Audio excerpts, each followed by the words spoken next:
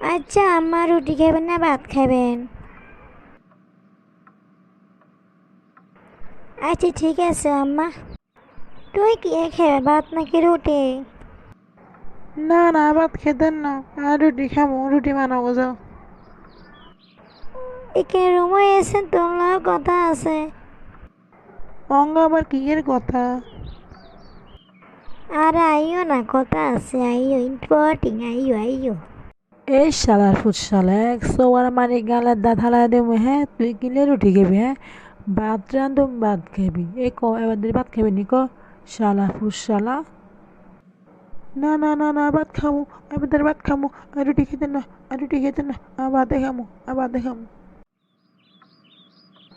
না মা না, এবার রুটি খেতে না মা, রুটি খাইলে কি গা গোলার হেডেক আমার মা, এবার ভাতে খামু, একে সব সময় ভাতে খাও মা, ভাতে খামু, ভাতে এত ভালো লাগে মা।